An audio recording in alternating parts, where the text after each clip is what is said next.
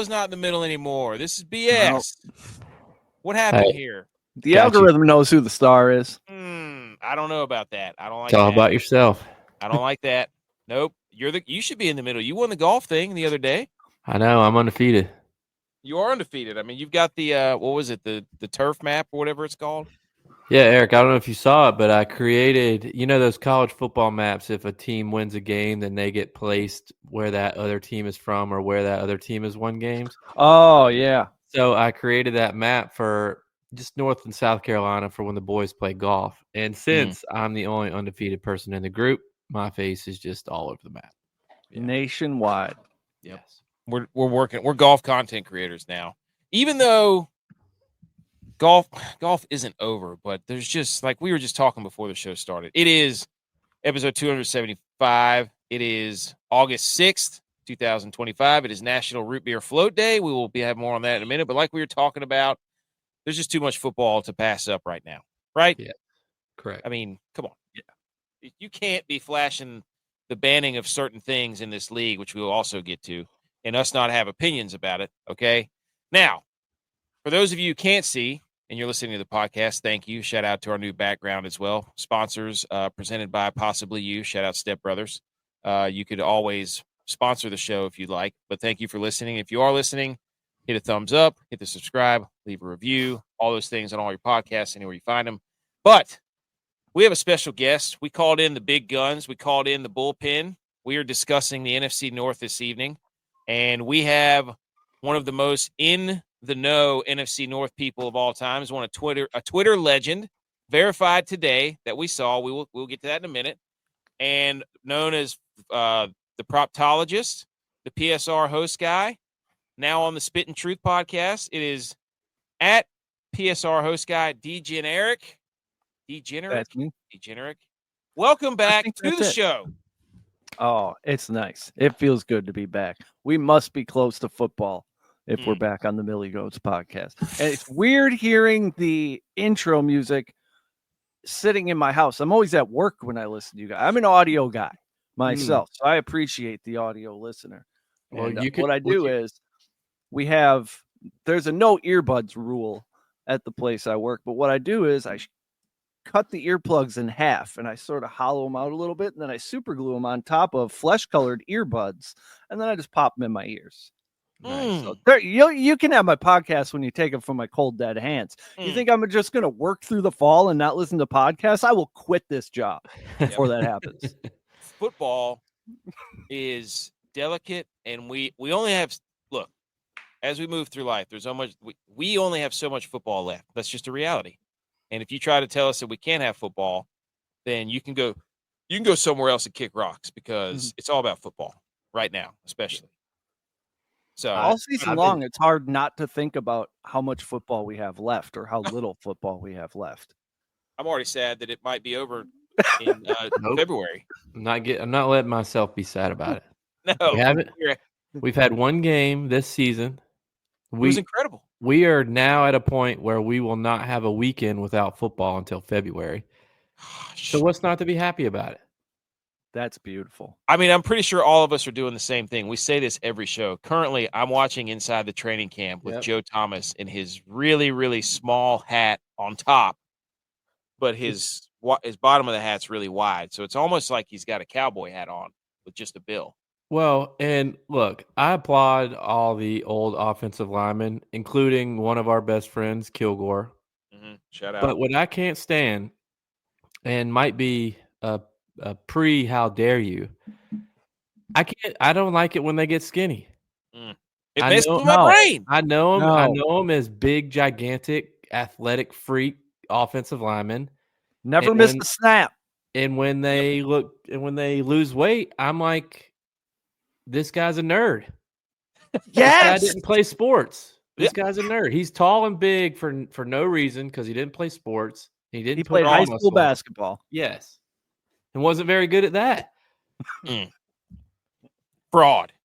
Yeah. Now I'm like, I don't know who you are. It's like, there's certain things that happen in life whenever you're a kid and you look up to them. It's like, what was it? Somebody was telling me that I heard a story on a show today that NBA Jams, the reason they couldn't put Michael Jordan on the on the game in NBA Jams is because when he dunked the ball, the game would explode. So find out stuff like that as a kid, like, oh, that's not true. It's like, what do you mean this guy was an offensive lineman? No, he's not. He looks like a basketball player. Yeah. Now you're telling me he's one of the greats? Hardly. Yeah. Absolutely not. I blame Al Roker for normalizing this. Facts, dude. There's a guy for the he used to play for the Panthers. He did it too. I forget what his name is, but he's on like their wall of fame. But I think he's their radio guy now, like the analyst for the radio. But yeah, same thing. Huge, big guy, played tackle, and then all of a sudden looks like freaking Sean Bradley out there. And I'm like, the hell? Space Jams.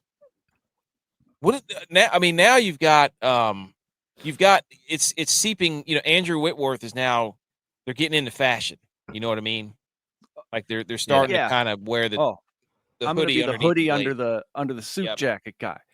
So we've got them branching out. Now it doesn't mean we don't respect him, but at the same time, it's like, look, we see what you're doing. You can't fool us, and that's just, we missed you whenever you were big. I know you think you look cool, but my football brain can't normalize this. I'm sorry. Yeah.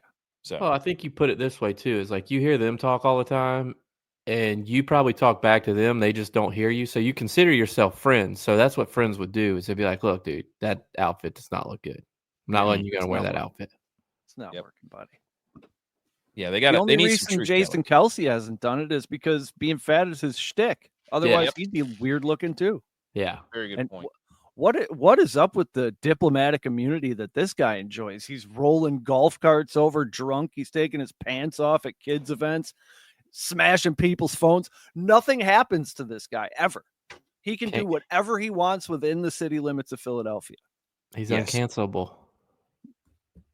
They put him on the 100 top podcasts, most influential podcasts of all time, which we caused quite a stir whenever we went at Pardon My Take. We took on the AWLs and they got big mad, which is hilarious because you can't be that sensitive whenever you're talking about Pardon My Take. If you're an AWL, you just can't be that serious. You can't.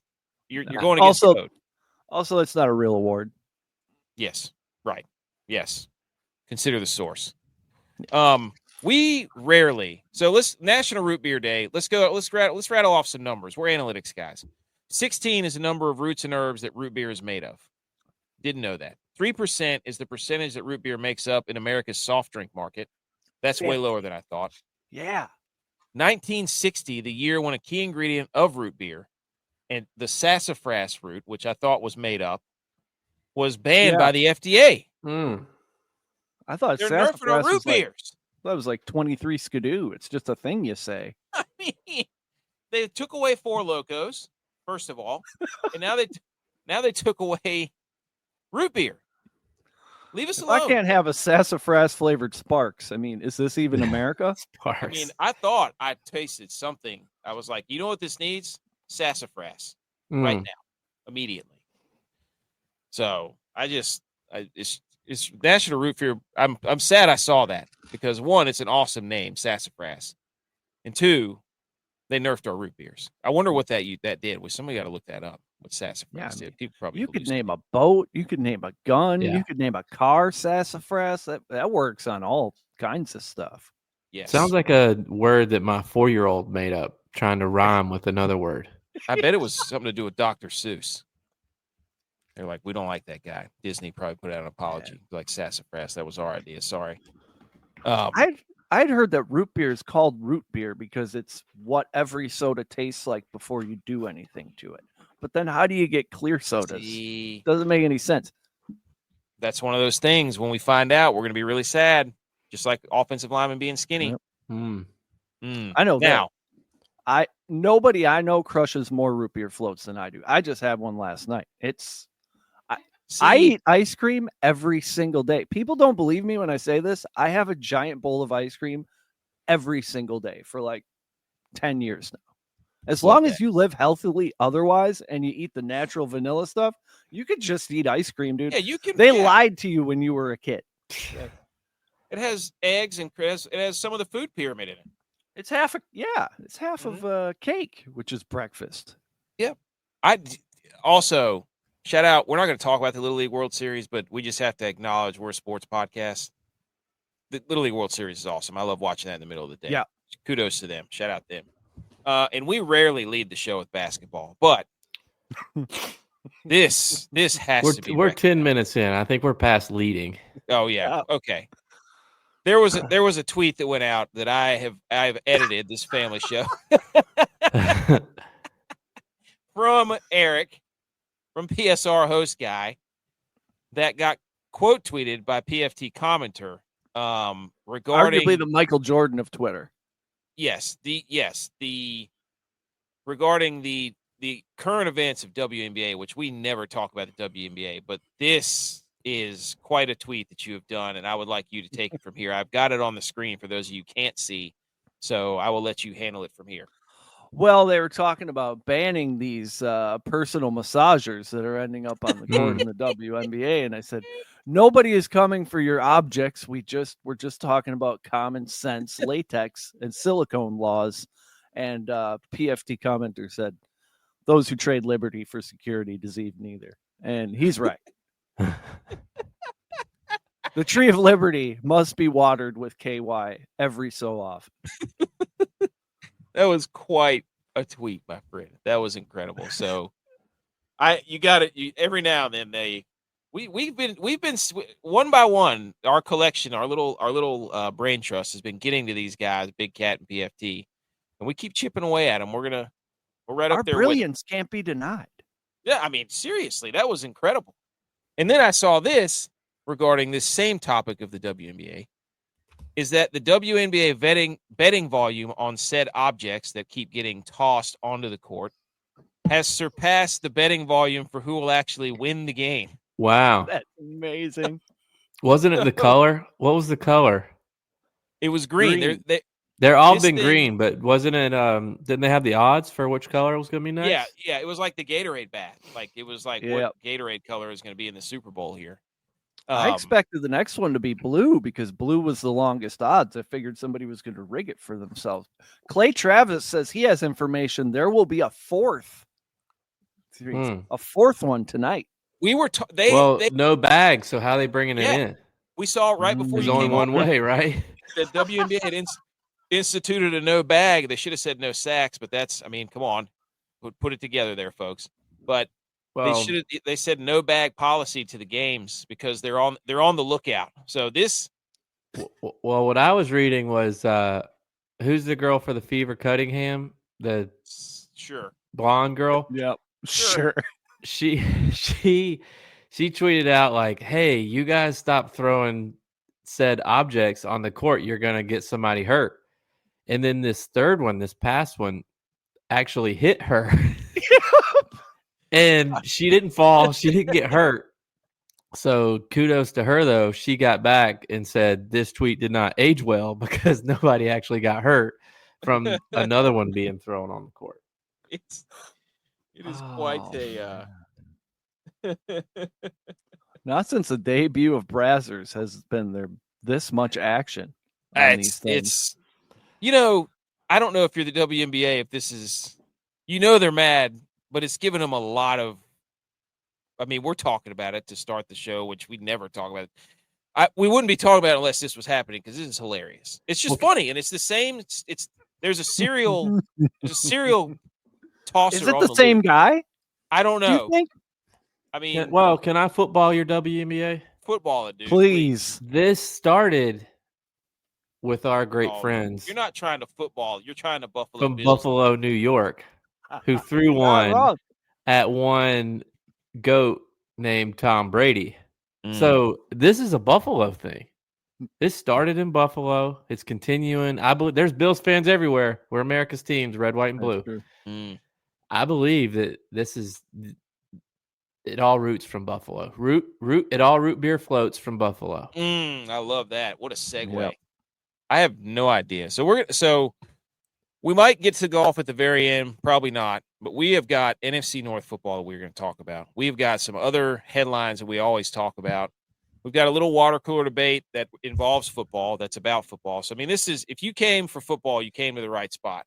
I don't know what's next when I'm going to hit this slide. So, here's the other basketball. Here's the other basketball piece. Like I said, No, the wait. NCAA what? voted today, this was a couple days ago, to keep March Madness at 68 teams for the 2025-2026 season. I think this is a win for everybody, right? Yes, that is a win. Okay. We don't have to discuss it anymore. I just wanted to mention it because I was on a basketball kick. I'm basketballed out. Yeah, that's It's enough. all season. Yeah, 3 minutes of NBA. Next, I put the hats on there. Ladies and gentlemen, we have new hats. Shout out Howdy Hats, Eastern North Carolina, for pressing these absolute beauties right here. We got them in pretty much all your camo, green, That camo black. is sweet. The camo I'm rocking right now. My son, I went to pick him up. He immediately pulled one out, ripped the tag off, and so now he put it on his head and started, bending the bill. And I was like, well, I guess we're keeping that one. So I'm wearing the new camo right now. But if you want one, send us a message on any of the social medias, and we will make sure that we deliver. Well, we won't deliver it, but we will send it to you. So, okay. Another sign that football is back. I don't know. I've not been watching this, but Hard Knocks always takes over. So first episode was last night. I read and heard that they talked too much about the new stadium. Is that true? They did one segment where they toured the new stadium, which looks sick. They talked about how, how at the Ralph Highmark Stadium now the wind is terrible. I mean, it gets in there, because it comes through the tunnel, it circles in there. Just the wind in the stadium now is terrible. Well, the way they have done it this time is that it comes over the roof and then it escapes somehow.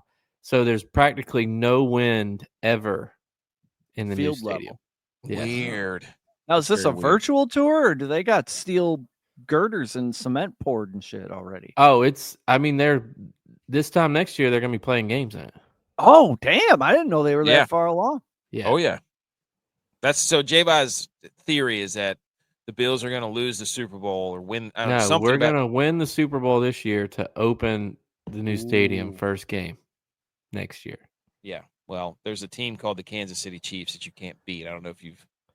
Hey. Which, by the way, quit living in the past. That whole moment, J-Vi, as you're standing at your seat watching that banner go up in the brand new stadium, are you saying to yourself, it was all worth it? All those heartbreaking losses, it was all worth it. Yes. Well, that's what we looked at. AI predicted the next 10 Super Bowl champions. There we go. Yep. And the Bills play like 4 times in the next 10 years in the Super Bowl, according to AI. And they only win 2, and they lose the first 2, and they win the next 2. And I'm like, knowing that the Bills are going to win 2 more in the next 10, or 2 allegedly, in the next 10 years makes me okay with losing 1 more. Yeah. All you got to do is win 1. Yeah. That's it. You just win 1. Yeah. I will say, I thought it was good. I felt about midway through the show, something happened, and I'm laughing at it. And like I said to myself, I'm only laughing about this because I'm a Bills fan. Like if it was the Niners or if it was the Packers, I'd be like, that's pretty weird. Like, it's that, but you get sucked in because it's your team and it's like you're smiling. It's like I think about that like with reporters all the time when we're doing press conferences and stuff. And it's like what that person said like wasn't funny at all. But these reporters are like hacking it like and they think it's the greatest thing, but it's like that's their team. That's their guys. Mm-hmm. So of course they're gonna think they're more funny than they actually are. So I kind of felt like that. It was kind of a fluff piece. I guess I have some, I guess it's not like insider information, but like I know the Bills were a little more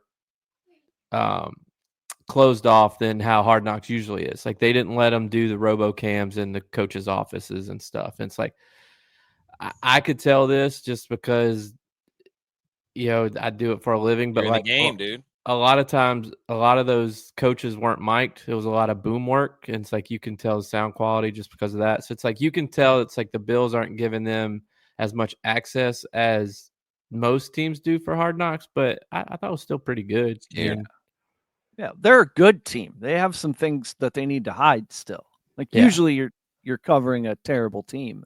By the way, if it doesn't matter. What they opened the show with too is because the Bills still go to a college in Rochester to do their camp, and they're only one of 5 teams that still does that in the NFL. Which I feel like everybody should do it. It's a chance to get the boys together. Yeah. camaraderie. Stay in the dorms, play poker at night. It's phenomenal. I Yeah. remember all those camps. I'd love to see how many of your past 20, 25 Super Bowl champions had a camp where they slept together in a dorm. That's the start of the 30 for went 30. home to their, I mean, 30 for Which- 30 camp life. speaking of which, I will not be watching The Kingdom or whatever that stupid show is on Netflix about the Chiefs. Could care less. No. So sue me. And I won't I watch work- the SEC I one either. worked on that. What? Yeah. I still got to watch quarterback. Nah, got it. Not like that to I me, worked man. on like a couple. I worked a couple games. I didn't like work a ton. Okay. Like I wasn't Can't like blame it, super dude. involved in it, but Okay, this is beautiful. Tomorrow starts 1, 2, 3, 4 days of football, ladies and gentlemen. It's Oh, preseason. wow. Shut up. Shut All up. day Saturday. Come on, baby. Bills start Thursday, today. 7 p.m., 10 p.m., doubleheader on NFL Network. Then we get Friday, one game, which we'll get to that in a minute. And then Saturday, we got the Bills and the Giants and the Texans and the Vikings, and then the Jets and the Packers. So, and then Sunday, doubleheader, Bears, Dolphins, Saints, Chargers. Ladies and gentlemen, we are absolutely entrenched in football. First thoughts when you're looking at this, Eric? Beautiful stuff. I mean, Saturday we got football all day. We got the battle for New York to start off Saturday. Well, this there's this only is one gonna New be York excellent. team. There's only one New York team. The other one's in Jersey. What do you, J-Bye, you're first. You're looking at it. What do you pick out one thing right here? Give me one that you're looking for on this next week 1 of preseason. Well, I'm not going to tell you something I'm looking for. I'm going to tell you what the first thing I noticed. And it's just proof that Dallas is no longer America's team. Because Good point. if you're going to say that Dallas is America's team, which everybody in America loves, and you're going to tell me that they are playing the Los Angeles Rams, who is in the second biggest market in the United States behind New York, then should that game not be the primetime game on your NFL network? But it's not. No. It's No, it is not. The Packers are. And that's why we have our guy on the show. But I'm just saying, Cowboys aren't America's team anymore. No. No. It's been, what, I'm 30 looking at years? everybody going to be watching JJ McCarthy because some of the stuff coming out of camp is not good, which is hilarious. And we're going to get the Sam. Should they have moved should they have moved on from Sam Darnold? Stuff is going to come out hot if he stinks the first game, and I cannot wait. One, because our guy on the show, Dylon, known Vikings fan, I cannot wait for this to blow up in his face so hilariously. That's what I'm looking for. So let's get to some news. Anything else on those games? I mean, it's just sit back. I mean, let's get to some preseason news right now. Football is a man's game. Patriots coach Mike Vrabel spilled blood in a scuffle during the joint practice with the Commanders as proof. How does it get your blood boiling, guys? I love it. I do love that. Love it. Yeah. We only have a few old school football guys left in the league, and Vrabes is one of them. We got to protect him. I Is he mean, gonna- if you would have told me that it was between those two coaches fighting, I would have believed you. I mean, those two coaches right there. Yeah. Oh, that'd be a great bout. I love their sticks too. They've got Braves with the sweater vests, Dan Quinn with the backwards hat. Just two things that grown men their age should not be wearing. Well, Right. it's the long sleeve shirt under the short sleeve shirt. Like Dan Quinn, like they make long sleeve shirt. Like you can just get one shirt. You don't have to wear two anymore. Maybe he's trying to prevent chafing. You know what I mean? Hey, B. McCormick says, "Give me Dan Campbell and Brave in a fight." You think he was trying to call him out, For what? Oh, like to be like, "Hey, I got blood. What are you going to do about it, Dan Quinn?" Mm-hmm. Let me pull this down. I forgot to add something. We got to add something real quick to this because J-Vi made a great point earlier today. This will be our next topic once I pull it back up real quick. And it's a shame. It's a real shame that our resident Cowboys fans aren't here for this. But speaking of the Cowboys, Joe Milton is playing like a bona fide superstar throughout camp, boys. He is a great final pick in your best ball drafts. You're saying QB controversy in Dallas. I'm saying it's only a matter of time before Dak hobbles off the field and this kid comes out and starts throwing missiles. Hobbles off the field. Yeah. Around the trade deadline. Maybe they're not paying Micah so they could pay Joe Milton. Wait, one time he has to hit CeeDee Lamb 60 yards down the field one time for them to forget about Dak Prescott. Well, what I think is, the Cowboys the past few years have seen what their backup is. So for them to go out and trade for a guy that's going to be their backup, they're anticipating on him playing. Yeah, this ain't no Cooper Rush. I think, I think you're right. Didn't they give 2 picks, like a 5th and a 6th for him? Something like that. Coming into the draft. Off of one game that he played against the Bills backups. Yeah. Yes. Which he was electric. No, look, I was talking to one of my buddies earlier today because he sent me something.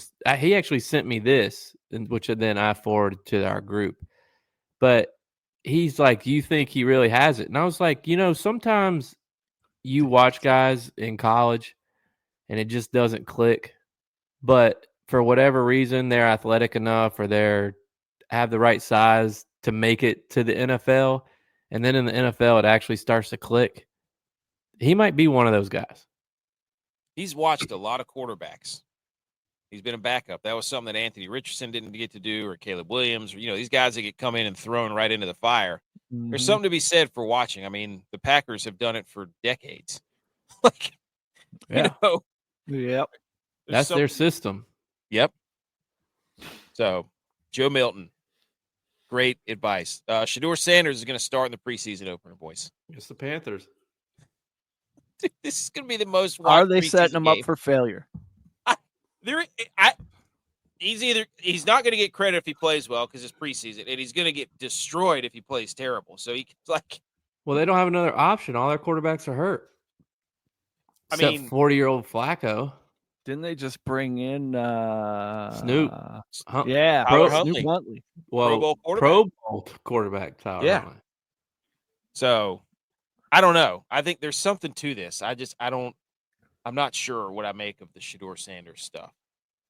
I think people are saying this is all trade. They're going to trade him because, I don't know.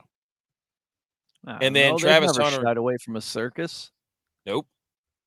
Travis Hunter has been named as the Jaguars wide receiver 2 and a reserve cornerback 4 on the Jaguars initial depth chart. This is, I don't know where this is going to go, dude. So you're telling me this kid, in addition to figuring out where his locker is, where the bathrooms are, what time the meetings are, where the meeting rooms even are, learning the names of the equipment guys, he's also going to take part in the offensive and defensive meetings and take in all that information. He's going to get like a 5-second synopsis from the defensive coordinator before he runs out on the field. I don't buy it. I think he's going to try to do both, and he's going to do a half-ass job at offense and defense. Yeah. And then next year, he's going to choose a position. Yeah. I mean, he's coming out like the Cheesecake Factory menu. Yeah. He's trying to do too much. J-Vi's on fire tonight. He's coming out like the Cheesecake. Just pick one and do it well. And I mean, personally, I think he's a better corner than he is a wide receiver. Yeah. Mm-hmm. And having played wide receiver, he understands the movements and the leverage that wide receivers do. I think he could be an all-pro corner. So I don't know what the reasoning is behind. I didn't think he was the best wide receiver on his own team last year. Why would you want to be a wide receiver 2 and a cornerback 4? Just to say you did it? Well, master cornerback. Master that position and that playbook, and then go 4 wides and be like, hey, just run a bubble or just run a go or run a post or run you can tell him what to run. Yeah. Yeah. Run him sort of like Charles Woodson, sort of 95-5. Buku says offense? No Brown slander. Shedeur's about to spin it. Hey. He just threw it faster than anybody's ever thrown it. It's just a no-win situation for him. Who's he throwing it to? Judy? Deontay Johnson's there if he actually wants to play.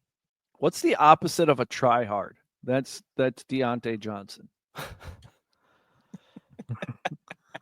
David Njoku, I think he's in for a decent season. Harold Whoever's Fanning, back there. Their backup tight end for the Browns. Oh yeah, that's an Isaiah Likely, Mark Andrews type scenario there. Fanning out of Bowling Green. If Flacco plays. True. Ooh. Buku says top-notch comparison right there, J-Bye. They should just sell cheesecake. Makes sense. Love a good cheesecake. All right, that's all the preseason stuff we got. Let's salute some. Let's get into some of this other news before we talk NFC North, because I want to spend an exorbitant amount of time on NFC North. We are going to salute. Hit the salute.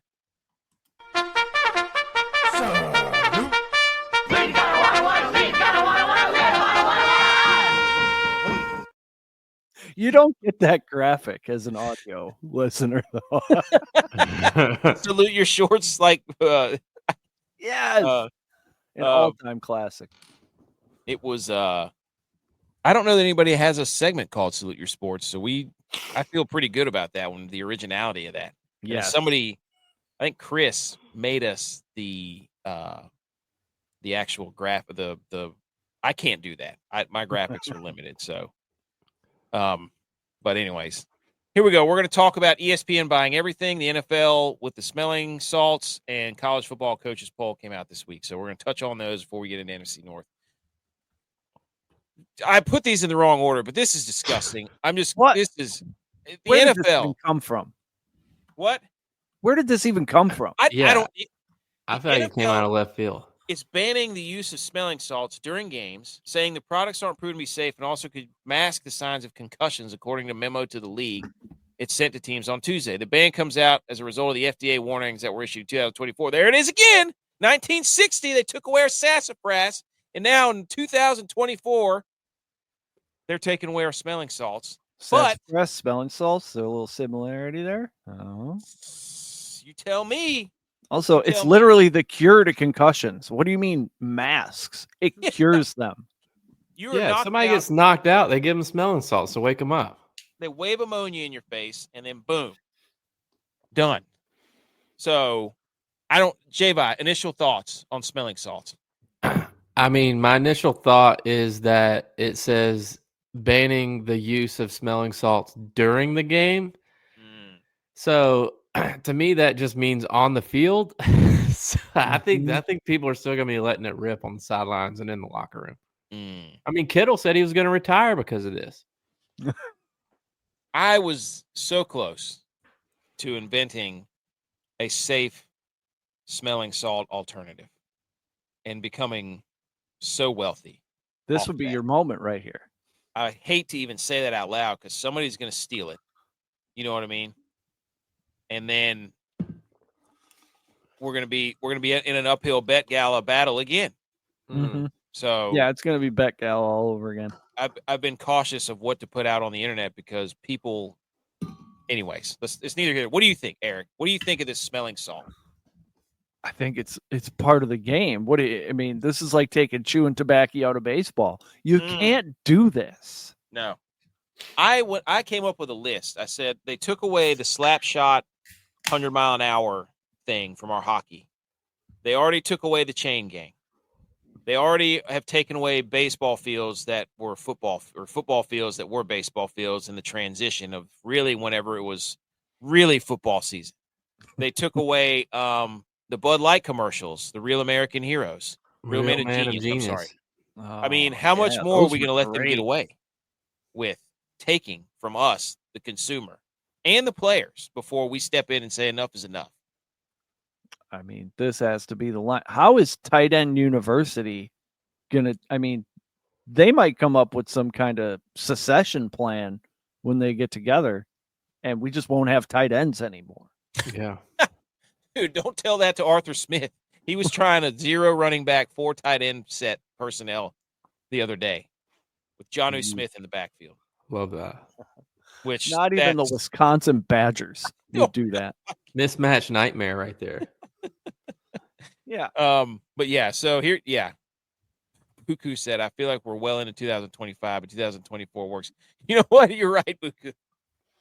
Hey, not a math guy, not a geography guy. Tony's back. He said, I ain't got one thing to say. How about them Cowboys? Well, you just missed it, dude. We said Joe Milton. Joe Milton's going to be a quarterback of the future. So, okay, so the smelling salts. Then today, I saw this before we came on. ESPN has obtained a message to the NFLPA sent to the players Wednesday night, tonight, clarifying that the league's ban on smelling salts only applies to clubs providing it to players, meaning BYOSS, bring your own smelling salts. So now we're going to have black market smelling salts. Love that. Somebody made in their basement. They're going to be laced with epinephrine. They're going to be laced with Sudafed or something crazy. Yeah. You're going to have guys' pupils out there looking like the Powder Puff Girls. Yeah, I bet there's going to be some hemp ones going around too. Yeah. Little sage. Old DK Metcalf is going to accidentally grab Aaron Rodgers' LSD smelling salts. Oh, could you imagine for 2 weeks if Josh Gordon was still playing? That dude, oh my goodness. Johnny Manziel going to come out with his own. Oh, but there would be white powder involved with that. So you couldn't do that one. I'm not gonna say that we were part of getting this ban because this only happened a few hours ago. But I put out a video around 5:00 discussing our displeasure of this ban, and then a few hours later, ban was lifted. So I'm not saying we're responsible, but I would like to say that we had a part in this. We're for the players, right? So. I mean, that's a big part of our life. You know, we used to do these before first tee shot. So I was going to say you showed up with Amazon ones before the last golf outing we went on. I think I just figured this out. The NFLPA currently receiving heat for selling their Super Bowl tickets for profit. Now all of a sudden they come up with something to put in the news that they know we're all going to talk about. All of a sudden we're banning smelling salts out of nowhere. No. This is a false flag operation. That's what this is. I love that take. I mean, we've got guys like Jordan Addison getting suspended. We've got all these rookie quarterbacks stinking, and then they come out with the. You got to be careful. That's a good point. You got to be careful with the whole. They don't just come out and say we're going to ban smelling salts without sweeping something under. And that feeds right into our next topic. There has been so much that the NFL and ESPN have been doing. I don't know where to start or what to do or what even to make of this. The NFL will get Disney is buying the NFL Network and Red Zone distributing rights. In return, the NFL will get a 10% stake in ESPN. What is this, Shark Tank? Is this Mark Cuban? What is this? Did Goodell have to go in front of walk through the doors and then present his stuff and make everybody take samples of that would be a great video. That would be a great skit of, hey, this was Roger Goodell. I'm here. Let me walk over and give you guys a little bit of football. Here's some football for you. Yeah, take that. Smell it in. Drink that. Ooh, I like this football. Like they do a whole Shark Tank. So there you go. Shane Gillis, do that. But anyways, I don't know what's going on here. There's so many moving parts. Eric, do you have any thoughts on this? I'm troubled by that last phrase. The now official deal could reshape the playbook for how the league does business with their future TV partners. Does this mean they're going to slowly just gobble up 10%, 15% of CBS until the NFL and Roger Goodell just own all the television networks that they're on? Them and ESPN. And then all of a sudden one day we're going to wake up and the NFL and Disney will be one in the same. That's end of days.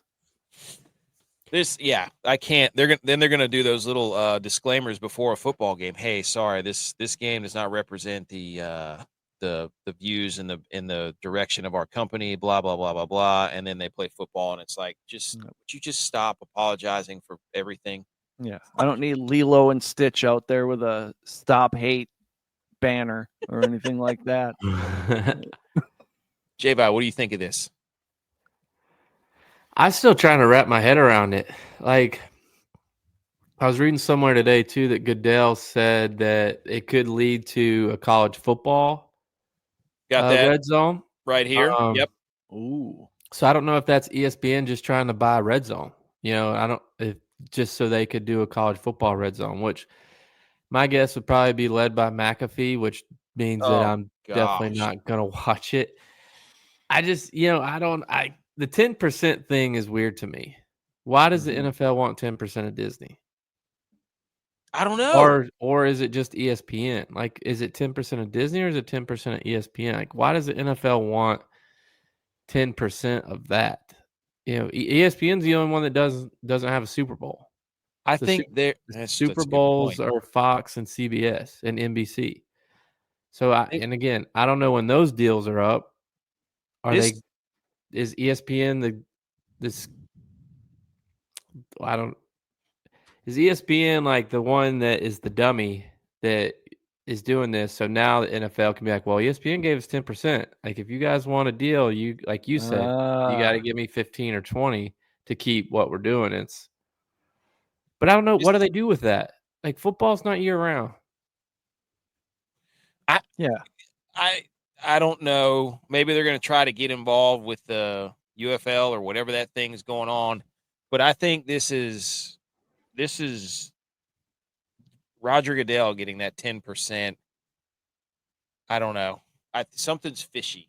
I don't know what it is. Something was agreed to on a golf course here, and it's not quite legal, I think.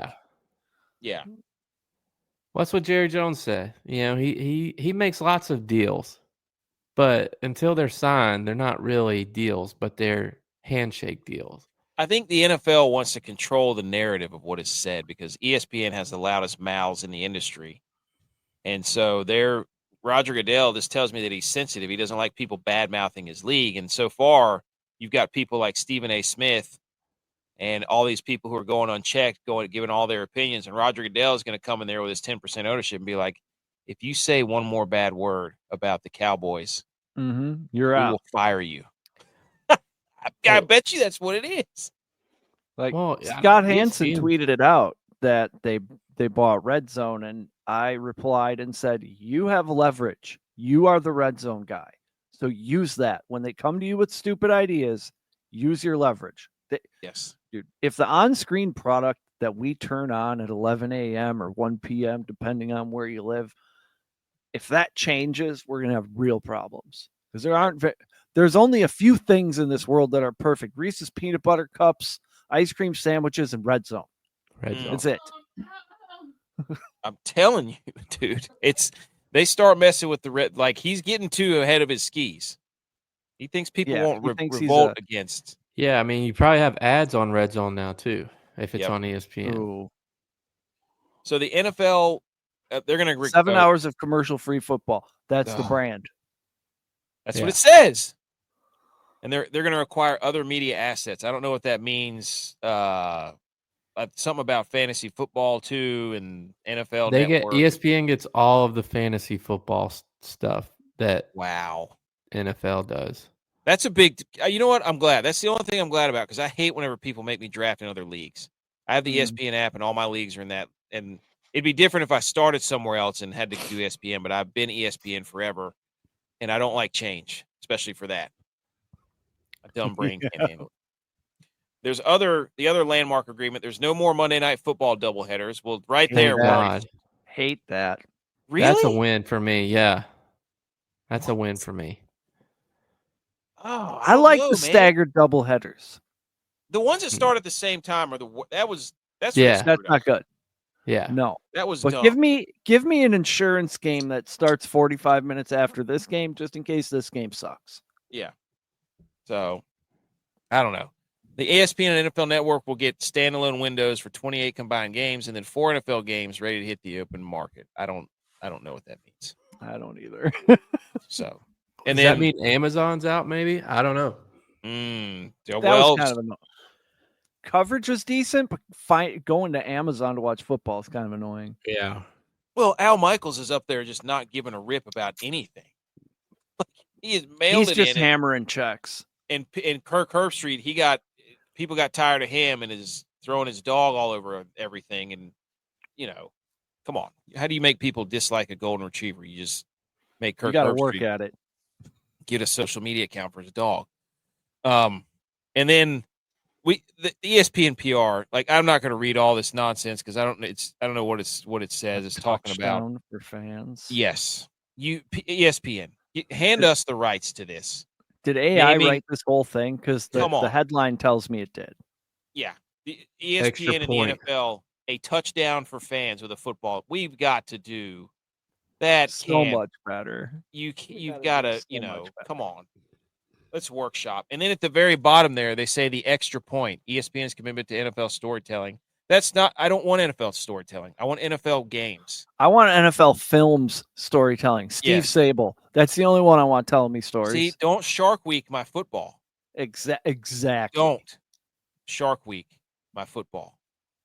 I don't want you to see if a great white shark could play H-back in the NFL if we made him grow legs. I don't know. I don't care. Yep. Just football is what it is. It's the greatest reality TV ever. It needs no. nothing. We're going to have AI football games like 67 Packers versus 79 Steelers. Oh, dear Lord. Oh, I don't like it. But ESPN's been spending money, though. They got all the wrestling pay-per-views, too. Yeah. Yeah. And In you can, WrestleMania. if you have a cable provider like DirecTV or something, you get all the pay-per-views for free. Yeah. Well, I don't know what they're up to. Didn't they just cut everybody loose because they don't have any money? Yeah. That's what everybody thought, that the ESPN was in complete shambles, and then this week they're buying everything. That's right, B. McCormick. What? Dude, don't Shark Week my football. Don't you do it.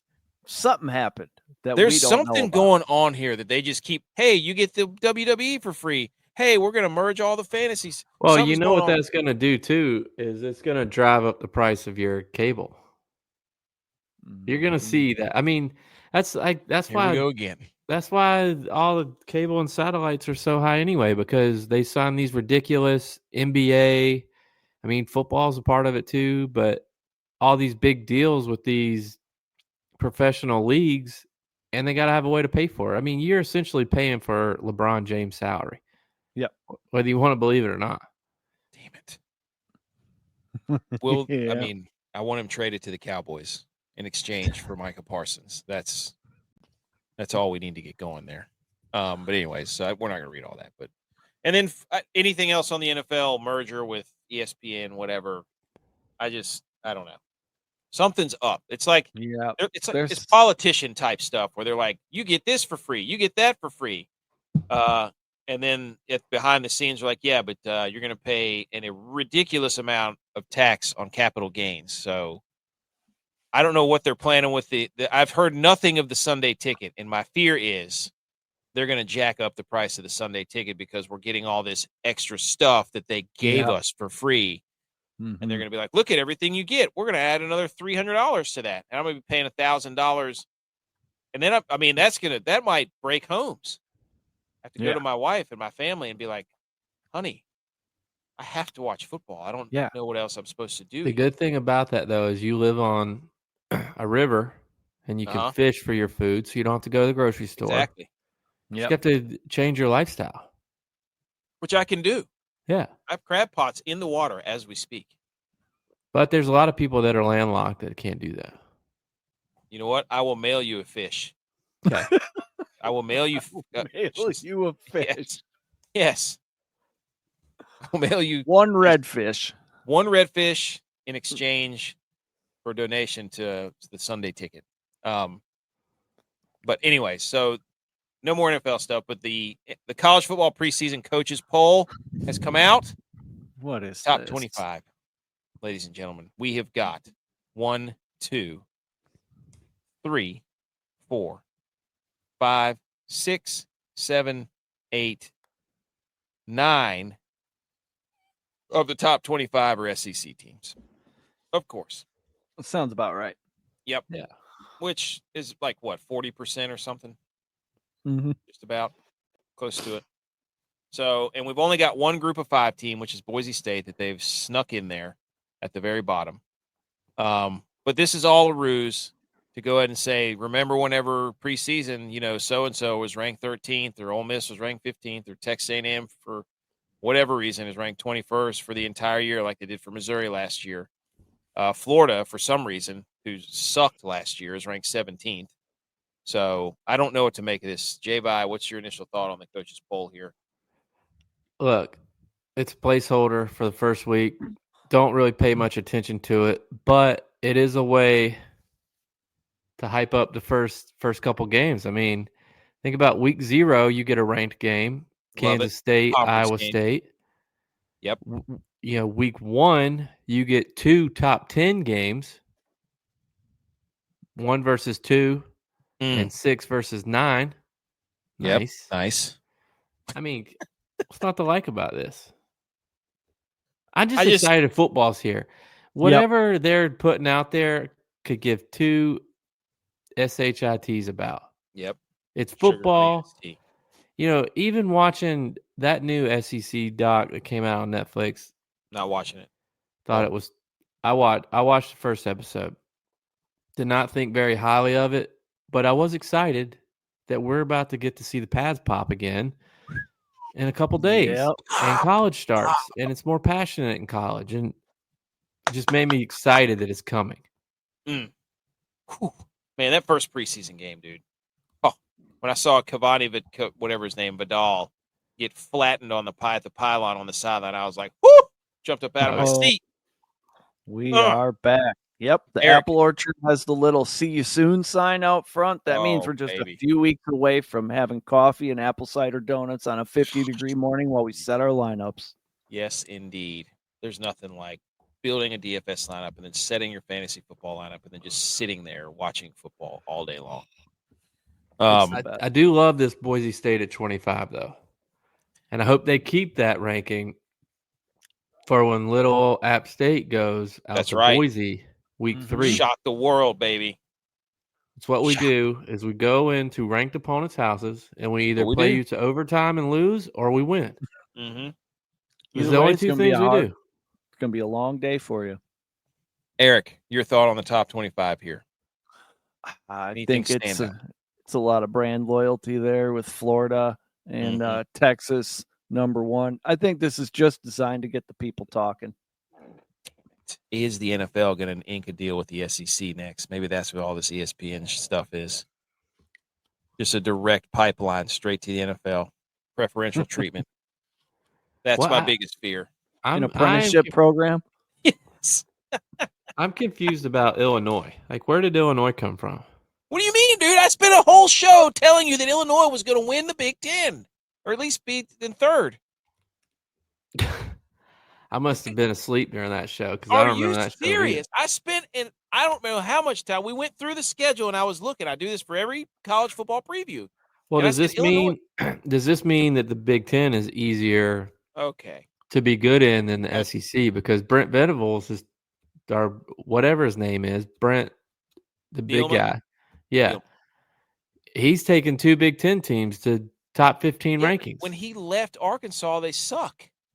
So that's what I'm saying. He couldn't get it done in the SEC. He got it done better than what's his face is there now? Pittman. Are you sure about that? I'm sure. Oh, you want to go, buddy? You want to go? You want to Bielma and the Bielma? The Big Ten is an easier conference to do well in than the SEC. Oh my gosh, dude. I don't even want to. Oh, by the way, this is wild. I just saw this. Texas A&M. Oh no. Has 5 former quarterbacks that are contending for starting jobs at Power 4 schools. Zach Calzada, Kentucky, Haynes King at Georgia Tech, dark horse for the Heisman. Jalen Henderson, West Virginia, Max Johnson, UNC, Connor Wegman, Houston. So I just thought that was a wild stat. Texas A&M QBU. I mean, good luck, Chuck you. Good luck, Chuck you. BMO says that Drake may outduel Jaden Daniels today at joint practice. Source. All right. Of course. Okay. Let's do a quick water cooler debate. Then we've got a whole segment of NFC North football, which I cannot wait to talk about. You serious? Oh my God, you're an idiot. Are you kidding me? Water cooler debate is brought to you by Fourth Quarter Performance. Speaking of water, you know what you need to put in your water? Creatine. What you need to put in your water? BCAAs, super greens, protein. Get all that at fourthquarterperformance.com because it wouldn't be a water cooler debate without a little extra oomph. Yes. Make your muscles bigger. Hydrate your cells. You're nothing without your cells. Don't be selfish. Mm. Yeah. Don't sell out. Mm. Mm-hmm. Be one with the cell. Fourth quarter performance. Promo code GOATS 20. 20. Get it. Here we go. Yes, dude. I love the fried AKC Jack State memes. Great account for the Jacksonville State Gamecocks. He says Jack State plus 800 to win the Conference USA is the easiest bet on the planet. I will concur. I hope Jack State wins it all. I'm with you, Jack With State. a new coach. Hey, that they got culture down there, buddy. They got culture. Which division champ from 2024 which one would you guarantee, Eric, will repeat in the water cooler debate this year? Division champ, which one would you absolutely lay all your money on right now? One of these teams, the Ravens, the Texans, the Rams, the Lions, the Bucks, the Chiefs, the Bills, the Eagles. Well, Eric. the Texans, you can't. Stafford's already got an injury. The Ravens probably, but that's a bit of a cop-out answer. The Lions is a no. NFC South, who knows? This is definitely a year the Chiefs don't win their division, so it's the Bills. Oh, no! You can't come on this show and do some nonsense like that. The Dolphins, that offense isn't going to be the same. The Jets are the Jets. I mean, they're gonna have that by Thanksgiving, man. Yeah. I mean, if you put the AFC East on the shambles meter, I would accept that. Because the rest of the rest of the division is, and they don't know what they're doing. Can't make up their mind. They don't have quarterbacks.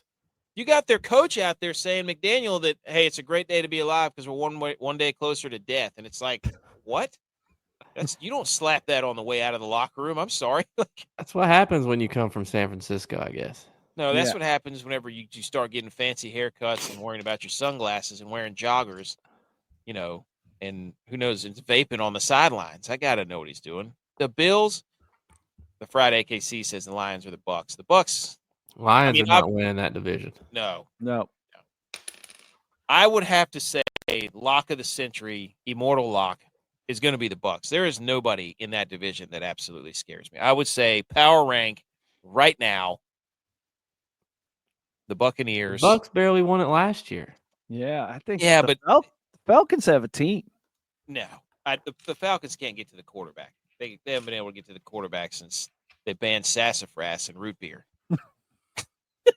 Yes, it made it back around. Yeah. Oh, I would say Bucks, then Ravens, then Bills, then Eagles. I'm not sleeping on Drake. I think the Patriots have got something for the Buffalo Bills. Not a chance. I think they got something for them. Dave, I know what your answer is. Yeah, it's the Bills. 1,000%. Thank you, the fried AKC. Do we really trust Penix? I mean, they're not. Until somebody writes Penix on one of those objects they throw on the WNBA court, I don't trust him. I can't trust him as far as I can throw.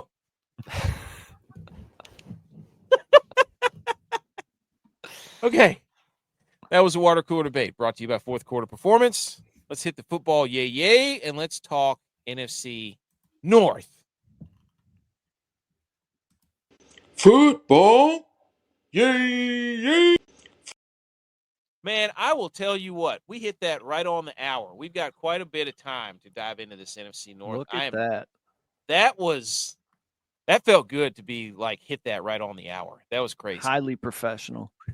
That doesn't happen at all. I have sincerely had to cut down the amount of slides that I put in this show. And he shows up with 50 slides, and we're like, easy there, pal. Yeah. Yeah. We got to pare that down. Okay. The NFC North, arguably one of the greatest divisions we've seen in modern history, I would think, right? I mean, you had Lions 15-2, Vikings 14-3, Packers 11-6, and their quarterback got hurt.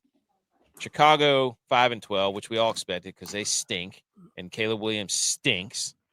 The Lions right now are the favorite. The Packers at plus 250 are second in line. Then the Vikings at plus 320. Then the Bears at plus 475. Do we want to go through some of these moves? But I would, you know what? No. Eric, yes, I do want to go through the moves, but I want you right now, as a Packers fan watching this division unfold, it's your floor. You tell us, what was it like last year? It was a little frustrating last year because you can usually tell early in the season if we got something or not. I mean, this is a team that we're in the running. We're a Super Bowl contender every September, when it all starts. And last year I could tell it probably wasn't going to happen. And I had called this with the Minnesota Vikings because I'm a big Van Ginkel guy, and Grenard is also a great pass rusher. I'm like, how did Miami let Van Ginkel go? Yep. But they added these two pass rushers. They got a capable quarterback, Justin Jefferson, quarterback proof. I didn't expect them to win 14 games, but it was a little annoying seeing all that success in Minnesota and Detroit, because now their fans are getting a little confident and they're starting to say stuff to us, and it's like, yeah, we haven't heard from you guys in a couple of decades. Let's calm down. Let's calm down. But it's encouraging to get double-digit wins when our quarterback played injured probably half the year. I'm still not sure. It can't be real, right? Like, we can't go Favre, Rodgers, and then have Jordan Love be awesome. That can't possibly happen. So everything that happens with that kid, I'm a little cautiously optimistic. But now he's coming in 100%. We don't have to go down to Brazil. I feel great about this season. Both of these, Detroit and Minnesota, overachieved. They're not going to come in and win 15, 14 games again. I forgot about the Brazil thing is where it all started on the last play of the game. Yeah. Wrecked the season. Mm-hmm. Yep. And I was against that Brazil game from the moment they announced it. Because the next thing they told us was, it's dangerous to wear green down there. Yeah. What? Two teams that wear green.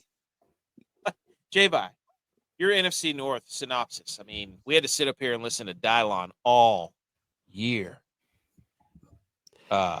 And the Vikings played a fourth place schedule, did they not? I mean, their past 3 seasons have looked like a heart monitor. They started like 8 or 10-0, and then they stunk. And then 2 years ago, they were just terrible because Kurt got hurt.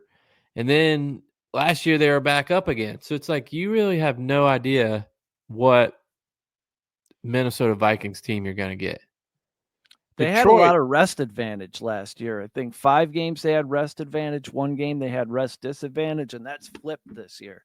They have a bunch of games where they're on short rest, and 1 game where they have extra rest. Yeah. Plus the first place or the second place schedule. That's trouble. They had a super rookie quarterback coming off an ACL. That's another thing. That's like the big thing that scares me. It's just like that you got a rookie McCarthy. Coming off an ACL. It wasn't an ACL. It was a meniscus repair, which those still suck. But okay, coming off a knee. I mean, you don't want complications with. Yeah, and then Detroit, you got 2 new coordinators. You got a new offensive coordinator. You got a new defense coordinator. So there's going to be a learning curve with there. And to me, coaches like Dan Campbell, coaches like what we're seeing at Clemson now, even coaches like Harbaugh, like their stick wears off after a few years. It's great. It changes the vibes. It changes the mentality of the team. But after a certain amount of time, your stick kind of wears off. And I think we're going to start to see that road with Detroit. I think Harbaugh is actually a brilliant football mind. Yeah. At the same time, but I don't think Dan Campbell is a brilliant X's and O's guy. With Harbaugh, though, like after a certain amount of years, people get tired of it. Yeah, but he's both. He's like a Shanahan and a Campbell combined, like super aggressive, but also brilliant. Mm-hmm. I think he's just people just can't handle that. But Campbell's like an elite motivator, pretty good football mind. Yeah, right. You would. Yeah, you want to run into to me, that's Dabo. Yeah. Mm-hmm. Yeah. Got the old country boy, Southern charm type deal.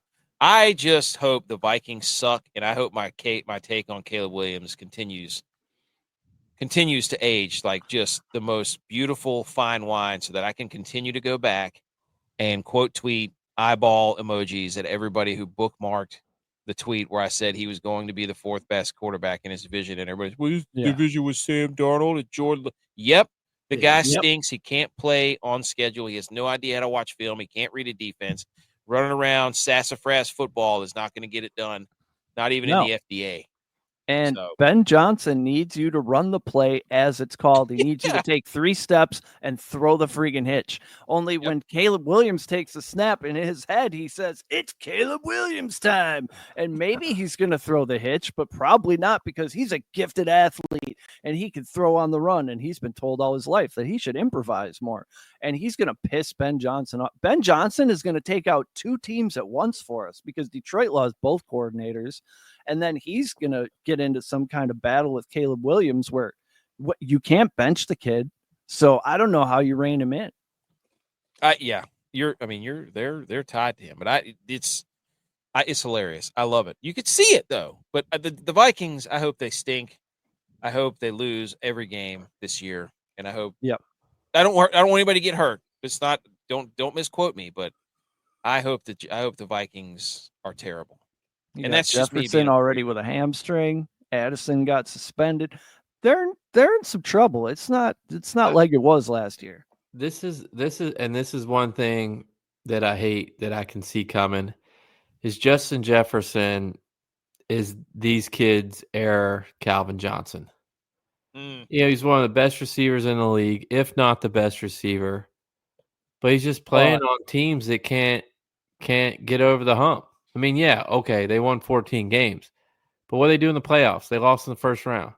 What do they do in the playoffs a couple of years ago when they had the 2 seed, I think. I mean, they lost in the first round. It was the Detroit Lions, 10 years ago. The Vikings this past year, I said for 16 weeks, when Sam Darnold needs to win you a game, he will not win you a game. He will fumble the football, trip over his feet, throw the ball backwards, and in 2 or 3 straight games in a row, that is exactly what he did when the team needed him most. He is who we thought he was. Yep. Which is great news for you being a Niners fan, because Seahawks signed him. Yep. So you want to tell me you'll take Sam Darnold over Brock Purdy? No chance. So the Bears did add Ben Johnson. They added the whole bunch of people on their interior line. They drafted a tight end and a wide receiver because Caleb Williams needs more help. The Lions lost both their quarterback or coordinators. Their center retired. That's a big loss. Yeah, that's a big loss. Big loss. They tried to shore up by drafting some defensive tackles. The Packers, oh my gosh, dude. Shout out to the Packers for signing that guy from Boston College. Good for them. I know that was 2 years ago. I don't know. Yeah. The coach, the defensive coordinator. Mm-hmm. Yep. And that actually turned their defense around pretty good. That guy's a baller. They drafted Matthew Golden. The Vikings, big spenders in free agency, did some work on their offensive line. They signed Jonathan Allen and Javon Hargraves, re-signed Aaron Jones, and then got Jordan Mason. But the big change is a quarterback with J.J. McCarthy. So that's kind of a brief overview of the division. What did you think of the Packers draft, dude? I'm very excited that we took a wide receiver in the first round. First time since Javon Walker out of Florida State back when I was like closing bars in my 20s. But did they do it just because we were hosting the draft and they wanted the vibes to be right and they wanted everybody to go nuts? Is this kid actually good? I don't know. I didn't watch him play at Texas. I hope so. We got a bunch of B receivers. So if we could have an A receiver who just works the outside, that'd be fantastic. He looks like he's got some hands. I don't like running back numbers on wide receivers. It confuses me. Single digits, okay. Teens, I've warmed up to Plexico Burress got me past teens back in the day. But 22, I don't like it. You out there at 24, like Sky Moore's wearing 24 as a wide receiver. No, you may as well be wearing 57. It makes no sense at all. You think scout team player when you see that. Yeah. Yeah. Yeah. Yep. Like, how far down the depth chart is this guy? Where they Or gave you him think 36? return specialist who's gadget, like who's our guy? Who's our guy for the Jags? Oh my gosh. Agnew. Probably. Yep. Was it Agnew? Yep. Jamal Agnew? No. Or Shaheed. Shaheed, like Shaheed's return a great one. specialist, or Dexter McCluster. Anybody remember that Ooh. guy? Yeah. Yep. Yeah. So What's up But- with this Aaron Banks guy that we just paid? Guard from San Francisco. Is he any good at Yeah. football? yeah, I don't know. He's out of Notre Dame. I don't know that he ever panned out that well. I was a little disappointed. I was disappointed in the McGlinchey and the Aaron Banks stuff. Big guy though, obviously, but hope he doesn't quit football and then lose all of his weight. We don't want to see that. So, but I don't know. Detroit Lions 10.5 over under. Minnesota Vikings 8.5. Packers 9.5 over under wins. Chicago Bears 8.5 over under wins. Which one? Which one? I mean, they're predicting this division to be really good again, or they're just going to beat each other. No, they're not. I mean, Not like last year anyway. They're So all of them predicting the Packers to have less than 10 wins. They're predicting the Bears to have less than 8 wins. And they're really telling the story here with the Vikings number 8.5 after they just won 15 games. They know. And a lot of people are probably going to look at that and say, well, they have basically the same players. People are loving the over 8.5 Oh, yeah. I bet they are. For who? They are. for the For Vikings. Minnesota. And they are loving the under 8.5 for the Bears, minus 160. Holy cow. Wow. I think it's. I mean, would you bet 9.5? Would you bet over 9.5 for the Packers? Oh, yeah, especially at plus 105. That's all this team does is win 10 games and go to the playoffs.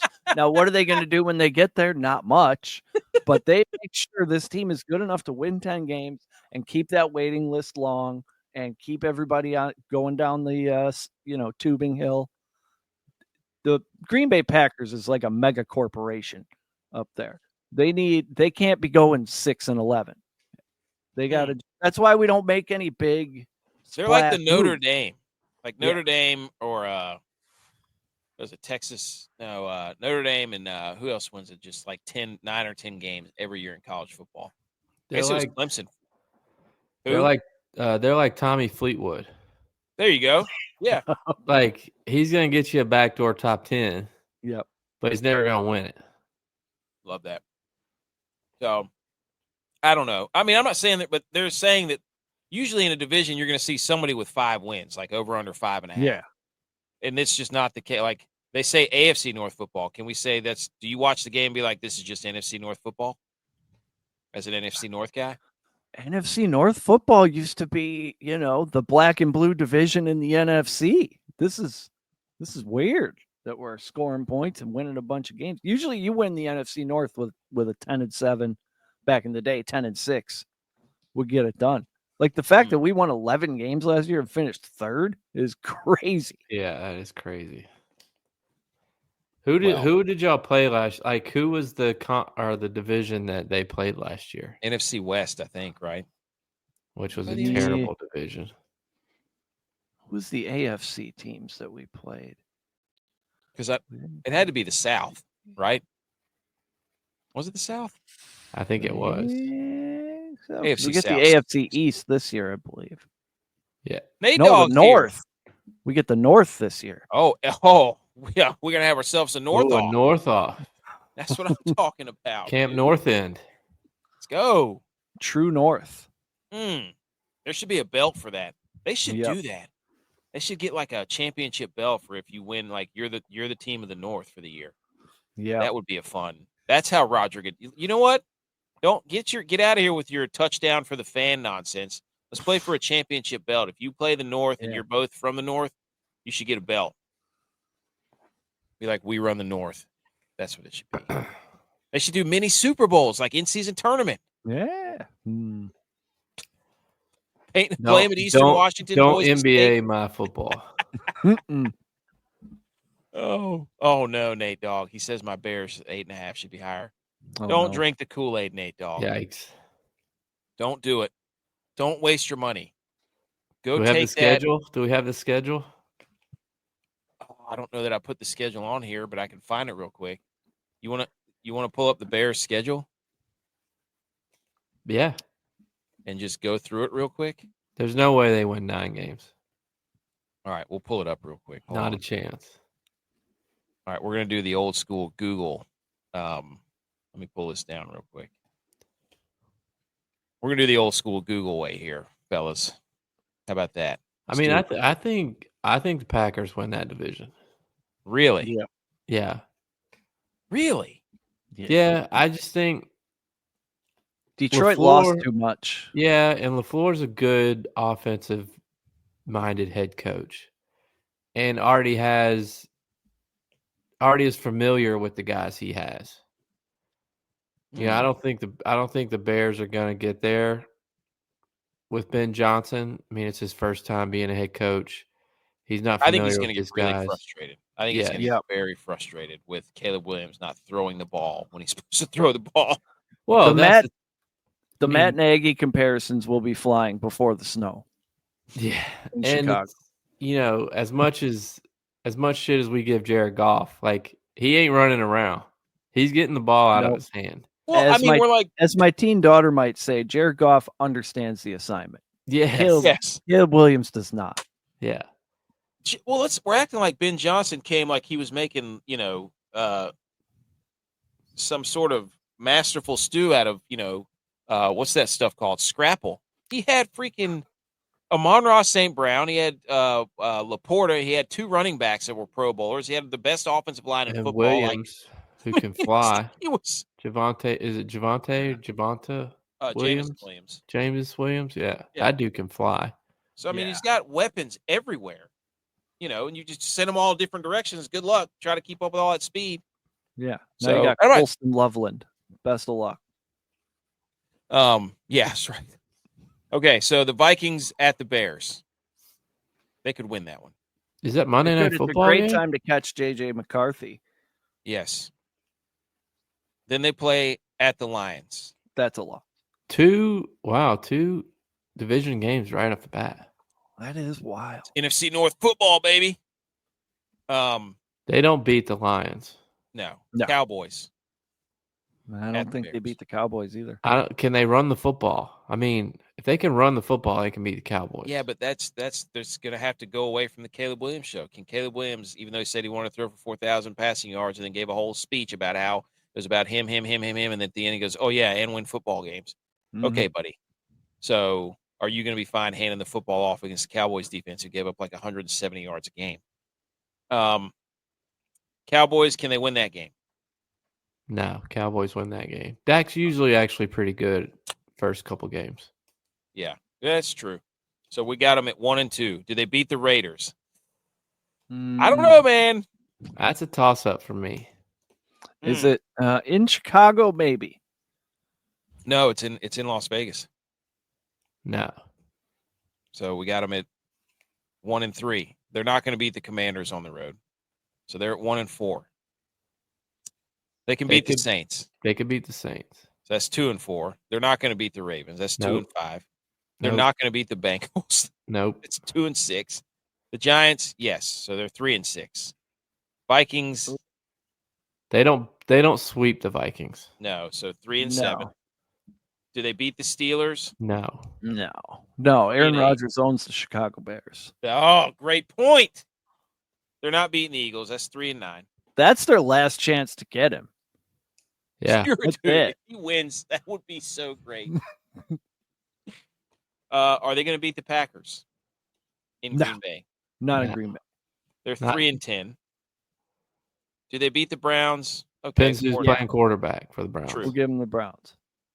4-10. Do they beat the Packers at home? No. Okay. 4-11. No, they're not beating the Niners. Not on the road, buddy. And Why then does it Lions. say forfeited? They already forfeited their last game? Oh, So- wow. So they're 4-11. So we've got them going 5. We have the Bears going 5-11. Sounds about right. Well, Yeah. they may not even beat the Lions there. Depends if they're playing for anything. I don't think the Lions will They be might like be way out there. I could see him getting between 4 and 6 wins. Yep. I don't see 9. To have 9, you're going to have to like steal one against the Packers and then beat the Eagles or the 49ers On the road. Yeah. I mean, you've got the Bengals and the Ravens back to back. Bengals on the road. They have That's a rough stretch. They have the worst road schedule of anybody. They play the Niners, the Eagles, the Packers, the Vikings, the Bengals, the Ravens, the Commanders, the Lions. Like, that's the worst road schedule in football. The Raiders is their easiest road game, but they also have to contend with Las Vegas. You got all these young guys out there in Las Vegas. That's a home field advantage right there. I'm here to say it on degeneracy. That is the worst road schedule in football. It's brutal. That is awful. They might go 0-8 on the road, dude. They might. That's bad. Anyways. Wow. Okay. That was a fun activity. Good call, J-Bye. There's no way. There's got to be a bet on how many road games they could win. Or take the under 1.5. Yeah, that's a brutal road schedule. Okay, we got a few fun questions we like to do here before we wrap it up. Oh no, how'd that get in there? What? That must have slipped in there. This graphic of Brock Purdy isn't as bad as you think. Touchdowns 51, Patrick Mahomes 53, interceptions 23, Patrick Mahomes 25, yards 81-44 for Brock Purdy, 81-11 for Patrick Mahomes. Completion percentage 67.6 for Brock, 67.3 for Mahomes. Rating 104.4 for Purdy, 93 for Mahomes. That's weird. We were talking about the NFC North. I wonder if Purdy has a bigger yards per attempt because, man, Mahomes hasn't been throwing it down the field lately either the last couple of seasons. Purdy led the league in yards per attempt the past 2 years. Okay. So is Mahomes a game manager at this point? I mean, if the stats fit. Well, notice he didn't put the MVP stats up there. Or Super Bowls. or division titles. Any achievements at all. No, nothing. Cherry picked a bunch of stats that mean nothing. Okay. Eric, J-Bye, which NFC North head coach do you rank first in this very grainy, beautiful graphic that we have crafted here? We've got Dan Campbell, Ben Johnson, Matt LaFleur, Kevin O'Connell. What do you think here? Well, Ben Johnson has yet to coach a single game, so it can't be him. Kevin O'Connell, quarterback whisperer, yes, decent coach. Okay, Dan Campbell, great motivator, pretty good football mind, but only one man on this screen has gotten winning football out of Malik Willis, and that is Matt LaFleur. No losing seasons. All this guy does is win. He beats the crap out of the division. He's a great coach. He is the best coach in the NFC North. Woo, J-Bye. Well, I'll say this. I want to agree with you. I really do. Because I like LaFleur. I think he's a great coach. But I can't trust a coach that doesn't wear a hat. Especially if you don't wear a hat when it's cold outside. When it's freezing cold. So therefore, I can't trust you. I can't trust you. I can't play you. LaFleur's got too much of a Shamar Moore goatee, too. That thing is very, very he looks like he just got off a scene of Love and Basketball with that goatee shape. Yeah. Before all this identity stuff started, we had a word, metrosexual. And that's what Matt LaFleur is. He's a very clean-cut, well-manicured dude. Is he responsible for the what's the word I'm looking for that says wussification of NFC North football? He was the first one there. He's the longest tenured head coach in the NFC. Is he the one that said, hey, all of our coaches have to look like this now in the NFC North? And we're not going to run, we're not going to run power football. We're going to run, spread it out.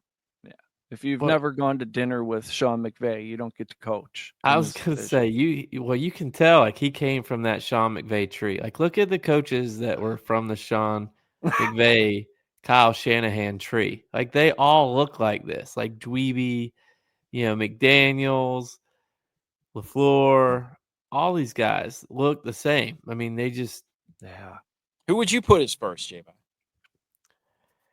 in this division? based off of what he's done with the quarterbacks he's had, I would go the Vikings coach. Kevin O'Connell But can't win the big game. he can't win the big game. None of these coaches can win the big game. This is a big gameless division. Yeah. I mean, all these guys are offensive guys too.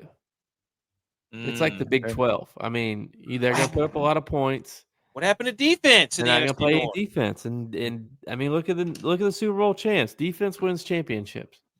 BGD, big game deficiency runs Mm. rampant in the NFC North. Unbelievable.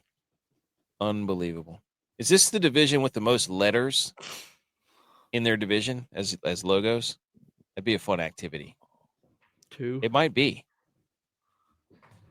Somebody's got more than 2, right? I don't know. Letters for logos. Somebody look into that. B. McCormick, get back to us. Does Which KC NFC North? count? It's an arrowhead, but it's also letters. They are letters, but there's no other. The letter isn't the logo, though. And the Chargers is just a lightning bolt. Yeah. So Yeah, nobody's doing better than 2. No way. yeah, that's pretty good. We'll have to get back to that. Which NFC North wide receiver core do you rank first, Eric? I mean, it has to be the one that has Justin Jefferson on it. Yeah, he even though they he have really nobody.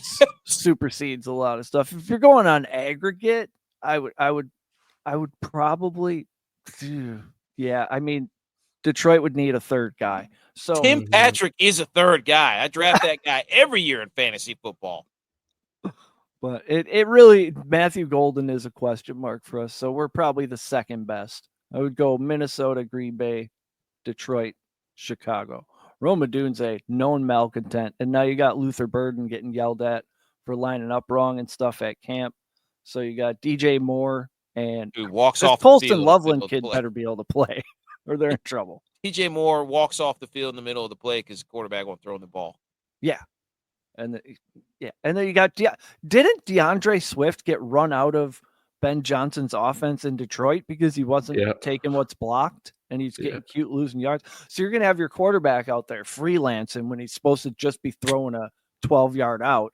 And then on top of that, DeAndre Swift is bebopping and losing 3 yards on a perfectly blocked up play. Lined up in the wrong place. That's DJ why Moore's off the Roschon field. Johnson is the dude. That's the dude I'm drafting for my fantasy You've been football doing team that from for the like a Bears. year or two. I'll never quit Roschon Johnson. Love it. I couldn't quit Antonio Gibson. J-Bye, how do you rank these? Well, Jefferson's best wide receiver in the NFL, but he's only one guy. Jordan Addison, isn't he getting suspended? Yep. So 3 games. Yeah, so I was confused why the Packers drafted a wide receiver, especially in the first round, because I've always thought their wide receivers were good. I mean, Wicks isn't even on this list. you just don't know which one's going to get the ball. That's what makes it hard playing them in fantasy. Mm-hmm. I would go Packers here. I think it's Lions, Vikings, Packers, and Bears. Which defense would you rank first? With Hutchinson back, I think it's Detroit. I'm real worried about our secondary, boys. We got a bunch of decent nickel corners, and 2 of those guys are going to draw the short straw and have to play outside. I'm not even sure which ones it's going to be. I like our front 7. I love this Van Ness kid, Sean Gary, coming along very nicely. Yep. But you might be able to throw it all over the yard on these 2025 Green Bay Packers. The Lions secondary's a little better than ours, but their pass rush is crazy. And they just drafted another D tackle in the first round. They're still, the offense might be lacking a little bit with the new minds and so forth, but the defense should still be pretty solid in Detroit. That was the story last year, is that their defense got decimated before the playoffs, and they couldn't stop anybody. Yeah, I was going to say, they gave up a ton of points. Ton of points going to, and the Vikings just blitz all the time with what's his face. Who's the guy that got in trouble in Miami? What's his name? Brian Flores. Flores. There you go. Yep. And I don't know about the Bears, but I will say this: that losing Eberflus or whatever his name was, that was the best hair in the division before they fired him. So he had quite the style going on in the hair department there. Which NFC North quarterback is number one in your opinion? Look at this as I've placed the NFL MVP odds: 2,500 for Jordan Love, 3,000 for Jared Goff, 2,800 for Caleb Williams for some ungodly reason, and then plus 6,000 for JJ McCarthy. I don't get this, Eric. Who is the number one quarterback in this division? Well, I mean, the question basically is just, is Jordan Love better than Jared Goff? And the answer is yes. Dude, so we argued about this list last week about top quarterbacks in the NFC, and he was number one. And I'm like, are we? This can't. Dude, all no the good offense. quarterbacks are in the AFC. That's right. All of Yes. them. Hardest conference in football. Shut up. AFC, SEC, NFC. Mm. Toughest conferences in football. J-Bot, how would That you might rank be these? right. Look, you know I'm a Jared Goff hater, but he has taken two different teams to an NFC Championship game. So until those other guys show that they're capable of doing that, I mean, Jared Goff was top 5 MVP voting last year, wasn't he? Was he not? You can't say that and not give Brock Purdy that same credit 2 years ago. You Brock can't do it. Purdy wasn't in the. Brock Purdy Yeah. hasn't taken two different teams to an NFC Championship. Brock Purdy I hasn't need been to in see- top 5 MVP voting. I need to see Brock's fiance before I put him above He's Jared married. Goff in any kind He's of married. rating. He just had a kid too. Oh, wow. That's Oh, good Trevor point. Lawrence's problem. Trevor Lawrence Right. got No married, one then he can had a put kid. Trevor Lawrence and Brock Purdy in the same question. I One of just those guys saying. actually wins playoff games. Trevor Stop. Lawrence got married and had a kid, and he's 2-13 in his last 15 starts. Now, not to stray from the NFC North, but Josh Allen is my dynasty league quarterback. Do I have anything to worry about with this marriage front? Yes. You have absolutely everything to worry about. Quarterbacks that get married are terrible at least 1 to 2 years afterwards. Ask Jim Kelly. Cursed the Bills in 1994 or whatever it was. Cursed them for years. Well, They haven't gotten over this. Yeah, but a lot of these guys marry girls that are on their hip all the time, so things change. Josh Allen's wife has a career. She lives in a different. She's in Buffalo occasionally, but she's making feel movies. better. She's making feel movies. better. So Yeah, but making movies with Michael B. Jordan where they're like, come on, how's he supposed to turn the other cheek? hey, When there's other cheeks that are being when Ball. you're Josh Allen, you don't have things to worry about. No. Okay. All right. So I think Have you seen the girls in Buffalo? yes, we were up there. They got girls in Buffalo? I think the question is, who do you put second or third and fourth? Do you put Caleb Williams above JJ McCarthy? Or Think you have to, technically, I'm putting because him last. I don't he care. has completed NFL passes, but don't no, know. because JJ McCarthy has Kevin O'Connell, and Yeah, Caleb Williams doesn't have that. got Ben So, yeah. Johnson. JJ McCarthy will acquiesce to Kevin O'Connell's demands. So, okay. We're not going to talk golf, but we do have. Does anybody have a how dare you? I have a few. We do how dare yous real quick, and then we'll be done. No, Dare you! How dare you! How dare me? How dare you? How dare you! How dare you, sir? You're gross. How dare you? Okay. How dare yous, ladies and gentlemen, of the week? Does anybody have one? I have a few that I will just rapid fire right off the hip, and then we can be done. Sirius XM, how dare you take Sports Grid channel 159 off of the dial? That was the only thing I listened to on Sirius XM. So I don't even want your $3 or your $7 offer this time. I want my Sports Grid, but they got an app, so I'm fine. Okay, Hmm. good. Well, I we're thought- done here, serious. I Hmm. hate. Yeah, that's brutal. There's nothing worse than getting involved in a show or a channel and then it's gone, and then you're like, well, now what do I do? I don't know what to do with a Ricky Bobby. I don't know what to do with my hands or my ears. J-Bot, do you have one? Yeah, I'm gonna how dare you a situation. Really, it's probably totally my fault, but I'm not gonna how dare myself because I'm a better man than that. Wow, big of you. My son's second birthday was on Monday. You know the toddler chairs that are like foam, and then you can get their kid's name on them, and they have designs on them. You sit they're chairs. So I was trying to order one of those for his birthday. I'm like thinking I'm doing good. The wife's gonna be proud of me because I'm taking initiative to order something and not waiting for her to tell me what to get him. And it shows up on Saturday, and it wasn't the chair. All it was the wraparound that goes around it with his name on it. So there's no chair now. There's just a cover. There's no chair. So I'm like, all right, I messed that up. I'm gonna do this again. I'm like, I'm just gonna order a chair, and then I can just put the cover over it.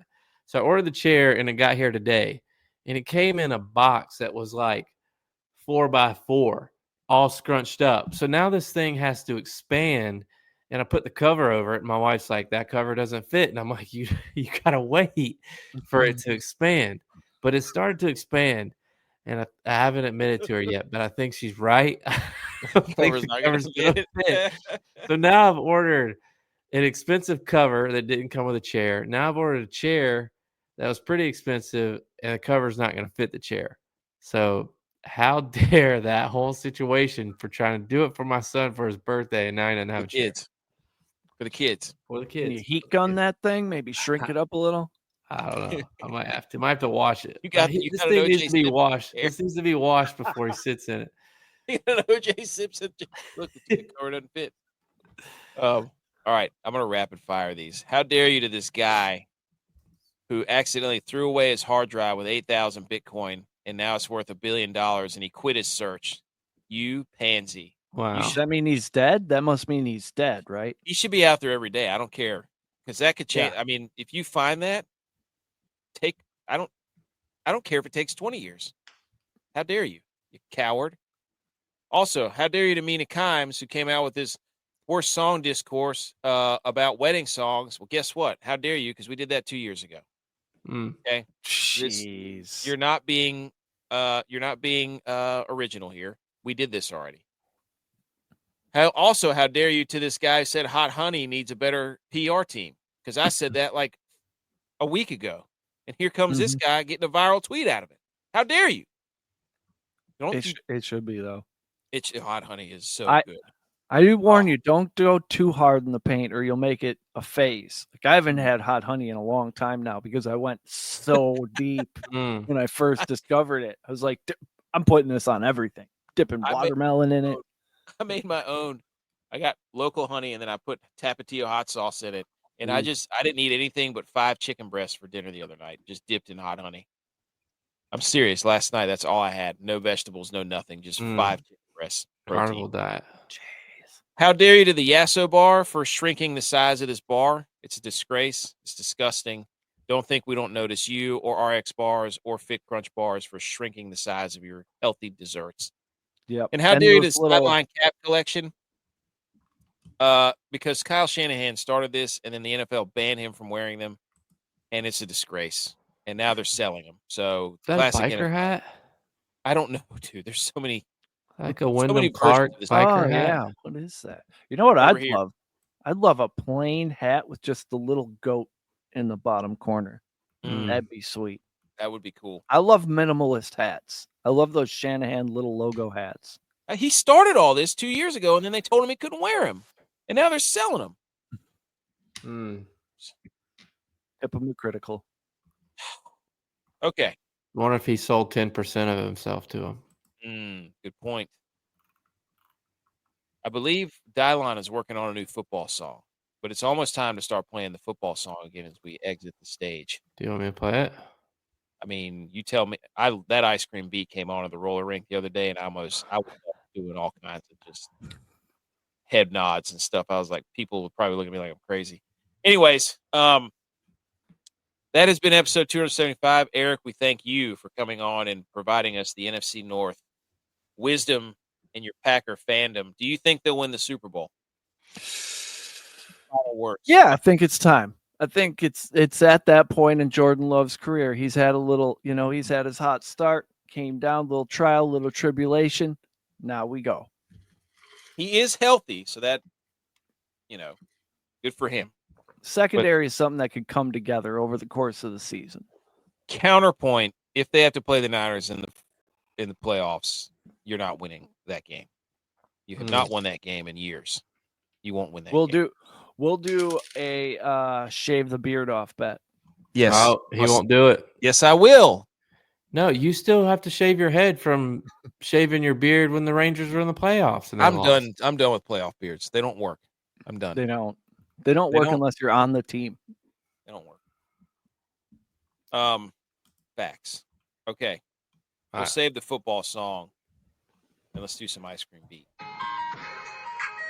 Everyone go follow Eric.